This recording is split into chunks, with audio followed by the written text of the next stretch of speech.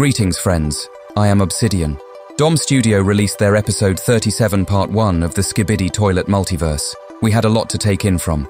This episode was very interesting and was absolutely wild, especially for all that we got to see and for Dom Studio getting inspiration from another content creator. But before we get into today's video, make sure you subscribe to me so you don't miss any future analysis and theory videos. Also, give my video a like, as it will be greatly appreciated and will help me out a lot. It will let me know you enjoy my content. Let's begin. The scene begins, and we see all the action kicking off, where my beloved brother Dark Speakerman begins to run towards Billy to begin an attack. But Billy slows him down by shooting around, making Dark Speakerman swerve around for a bit, before he decides to use his jetpack to fly close to Billy. And as he is in the air, he uses his soundwave ability to launch a knife into Billy's head before he lands.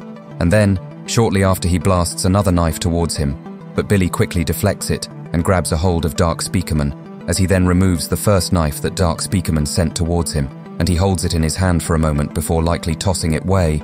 He holds up Dark and says, "Pathetic, like your Titan." That must have pissed off Dark Speakerman, because as Billy goes to crush Dark Speakerman's head with his other hand, he begins to send a very loud and powerful speaker blast soundwave towards Billy, which startles him and knocks him back a bit.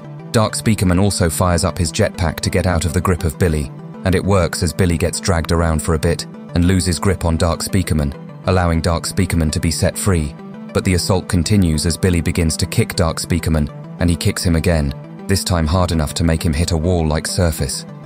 As Billy approaches Dark Speakerman, and it seems to be over for my brother, suddenly, we see someone ramming into Billy twice, giving him a few smacks, and we soon see that it's Plunger Cameraman. He has done this very move, but sat in the toilet in episode 63 and episode 67 part 2 of original series, and in episodes 10 and 13 of the Skibidi Multiverse series. The difference here is that he is using the speed of his jetpacks to his advantage, to deal damage, and use the speed ability like he would when he had the glitch toilet. I guess we can now say this is his signature move for real. Plungerman goes in for another attack, but Billy hits his plunger, knocking him back once again.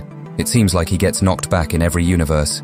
Anyway, Plunger Cameraman lands on the floor and begins to get up. The next part of this sure had our analysis team cracking up with laughter, and for one of them her drink all over upon hearing the lines, "First I gat your brother, now I riz you, Skibidi my friend." If you weren't aware of where this is from, it's from a random Five Nights at Freddy's video that became huge because of this line. The original line is, "First I killed your brother, now I kill you, symmetry my friend." These lines are said by William Afton in the Five Nights at Freddy's movie.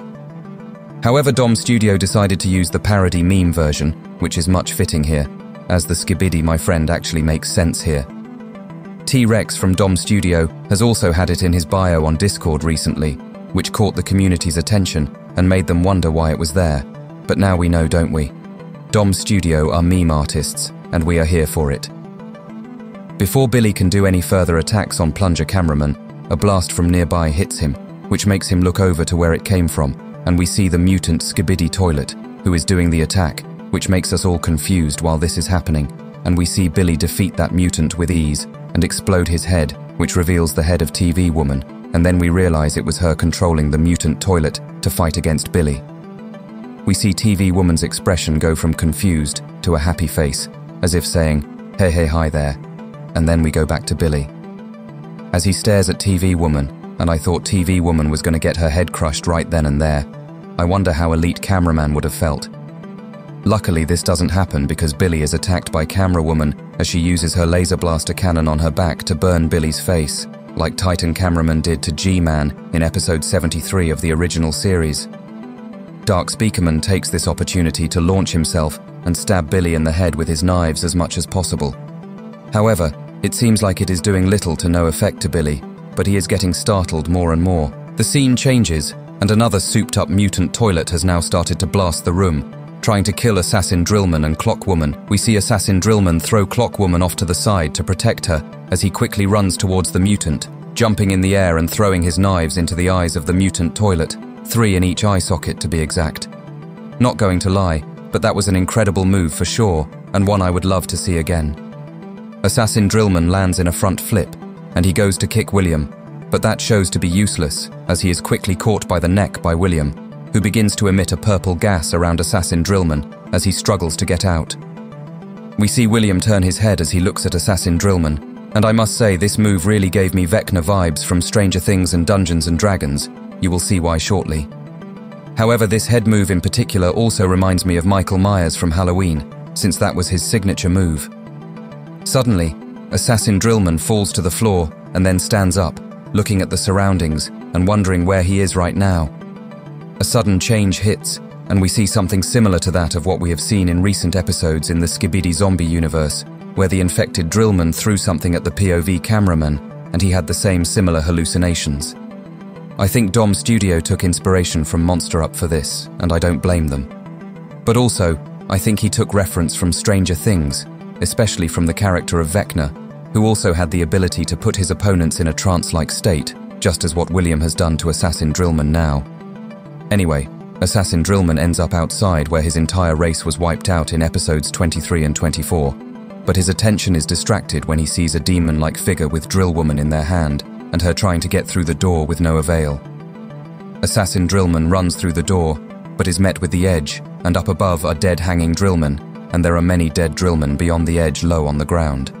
As he is looking around, Drill Woman manifests from behind and pushes him off the side, and we watch as he falls, but he ends up falling through the ground, and we then hear Titan Drillman making sounds as he eats Assassin Drillman alive. This scene looks so incredible, and I commend Dom Studio for this, because the entire scene looks mind-blowing for sure. Another change, and Assassin Drillman is now in a room with the buff Drillman whose life sadly ended in episode 23. We even see the stand in this room, and this was the same stand where the buff Drillman was serving the other Drillman oil in episode 23. This shows that this was sort of a job for him, and the buff Drillman would usually do this before he died. Anyway, music begins to play as Assassin Drillman gets up, and that's when the buff Drillman turns round and waves at him, and then wants to hand him a cup of oil, but Assassin Drillman doesn't trust it, and he knows that he is seeing things, so he reaches for his sword, which makes buff Drillman drop the cup, and tell Assassin Drillman to stop with his hands, but Assassin Drillman is fast, and has sliced through the buff Drillman hallucination, and once he's done that, the pink smoke from before arises up, and Assassin Drillman is back in the room where he was before. However, he looks confused and upset, and we see that he sliced through a Skibidi mutant instead. I think that this is Assassin Drillman's nightmare, and we just saw it unfold, because a part of him likely blamed himself that he was the one to blame for not being at the drill base to save his race, and he probably wished he'd shown up sooner to save his race and Drill Woman from being captured. He was also likely best friends with the buff Drillman, so it was difficult to say goodbye to him, and this was really sad for him indeed. So, after he looks at the mutant's dead body, he looks over to see that Clock Woman is in trouble, on the ground, surrounded by the purple smoke, and William and he goes to help her, but a fourth mutant toilet appears and uses his laser eyes. The scene changes as we are sent into another hallucination, but this time it's with Clock Woman. Clock Woman is at a graveyard, and we see her stand next to a grave which says Chief on it, obviously referring to her Chief Clockman and my mentor. But suddenly, red writing appears that says you could save me. I assume that the hallucination is communicating with Clock Woman, telling her that she could have saved Chief Clockman, and that's when a hand reaches from out of the grave, knocking Clock Woman down, and she watches as her once beloved Chief Clockman and my father appears as a zombie now, with two strange grave toilets. The two graves on the toilets read, "Why you didn't." I guess this means that the Chief thought about her not saving him at that moment in time, and that memory haunts her to this day. Or like I said, the hallucination is communicating with her and asking her why she didn't save Chief Clockman, trying to make her feel regretful and vulnerable to the nightmare. Maybe a part of her feels this way too, and the nightmare is projecting that side of her to make her feel bad about herself, when she clearly knows that it wasn't her fault everything that happened to her and Assassin Drillman were because of Alpha, not themselves. After this happens, we are shown a large building, what looks to be the Big Ben, which begins to crumble, and Clock Woman has to quickly get out of the way so she doesn't get hit by the debris. Behind her, we see the alarm clockman look onwards and run away, but we also see the large clockman and the buff clockman looking horrified at the scene just as Clock Woman is now. An explosion hits, and Clock Woman looks on as she is concerned. She soon tries to run, but she runs into William, who goes to attack her, but he intercepts something, and he catches it between his fingers. It's a nail which goes off in a flash, and causes him to lose balance. It seems like he is not as invincible now. William looks up, and sees none other than the absolute GOAT that is the drillman from all the way back in episode 10, who is classed as the smartest drillman of his race since he knew where to go and how to find the first Skibidi base. We also saw the smart drillman legend back in episode 22, where he was seen at Skibidi base 2 and saved the day there. Will he also save the day in this next part of episode 37? We shall soon see, and as one of the smartest characters in the series, I think that he has a way to defeat William. He looks simple on the outside, but I won't be surprised if he has a trick up his sleeve that can make him defeat William. The episode really does end on a cliffhanger, and I really do want to see the next part of the episode now since I'm so excited. I am really looking forward to this. That was quite the episode, wasn't it, friends? Did you enjoy it? If you did, write your answers in the comments, as they are always welcome. I also have a Discord, where you are welcome to join, and you will see Skibidi leaks when I have them, and chat to the community I have built. Thank you for watching my video. I was Obsidian. And until next time, my friends.